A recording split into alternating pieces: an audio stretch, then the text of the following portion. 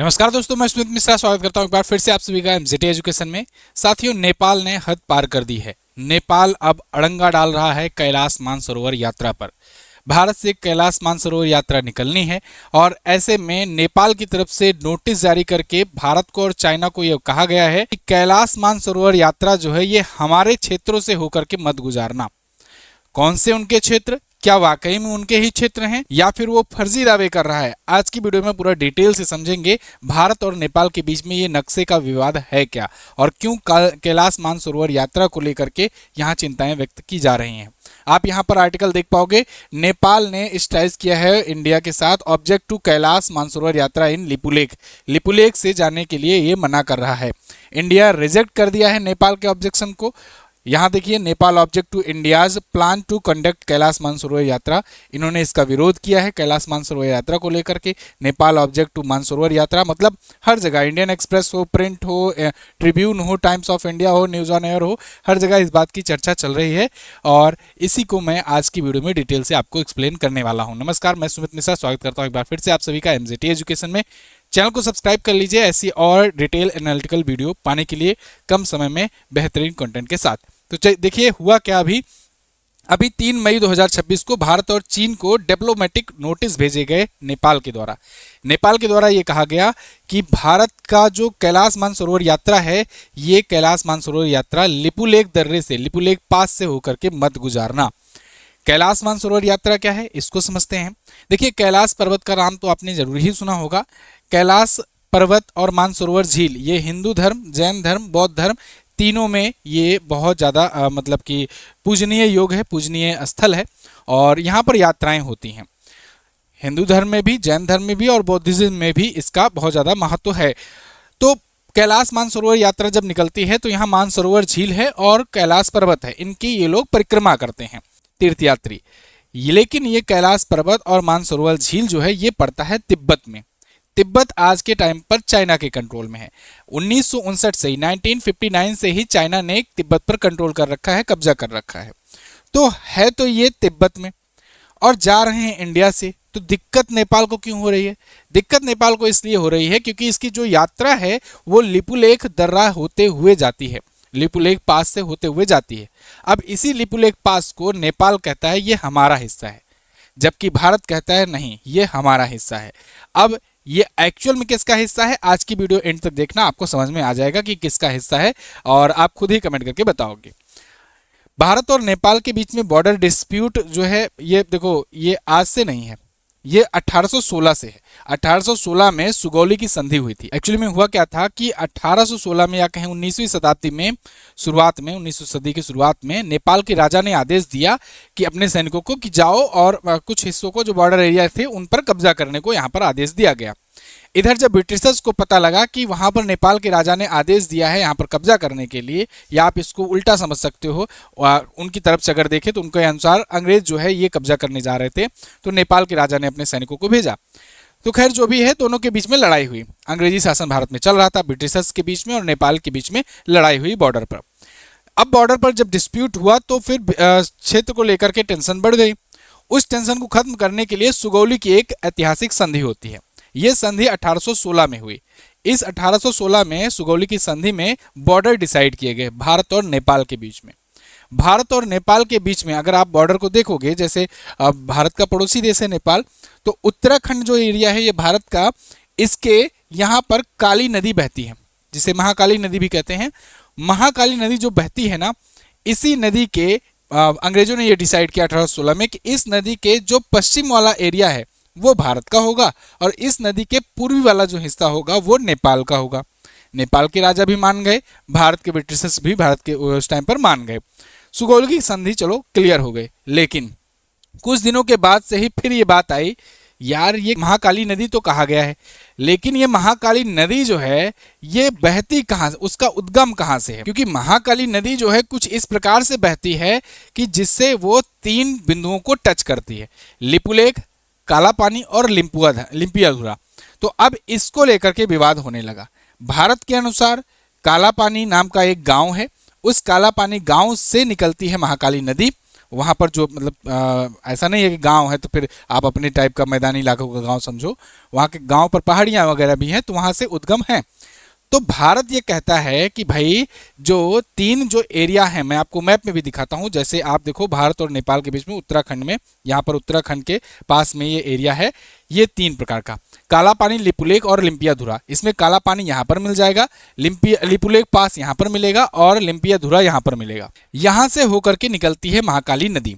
महाकाली नदी भारत के अनुसार तो महाकाली नदी यहाँ से निकलती है, काला पानी से और लिपुलेख से कनेक्ट होती है, और यहाँ पर आकर के इधर लिम्पियाधुरा से भी ये नदी आकर मिलती है। मैं आपको मैप में दिखाता हूँ, कुछ इस प्रकार से ये नदी निकलती है। देखिए यहाँ पर लिम्पियाधुरा से निकल करके आकर के यहाँ मिलती है, और उसके अलावा लिपुलेख पास काला पानी से होकर के भी यहाँ से होकर आकर यहाँ पर मिलती है। ये महाकाली नदी बन जाती है यहाँ से। अब नेपाल कहता है कि भाई सुगौली संधि के अनुसार जो महाकाली नदी है उसका पूर्वी हिस्सा उसका होना चाहिए, तो वो उद्गम स्थल इसको मानता है कि लिम्पियाधुरा से निकली है महाकाली नदी, और इस हिसाब से इसका पूर्वी हिस्सा ये नेपाल का होना चाहिए, तो ये पूरा हिस्सा आ जाता है इसके हिस्से में। ये नेपाल का कहना है। भारत का क्या कहना है कि नहीं, भारत कहता है कि ये यहाँ से नहीं निकलती है नदी, ये नदी का उद्गम स्थल एक्चुअल में लिपुलेख और काला पानी गांव से होता है, और यहाँ से ये निकल करके आती है। तो इस हिसाब से इसके पूर्व वाला हिस्सा तुम्हारा है, इसके पश्चिम वाला हिस्सा हमारा आ जाता है। इस हिसाब से ये पूरा एरिया उत्तराखंड का आता है, होता है, और यहाँ पर भारतीयों का कब्जा भी है, भारतीय यहाँ रह भी रहे हैं, मतलब इस पर भारत का अधिकार है, भारत का क्षेत्राधिकार है।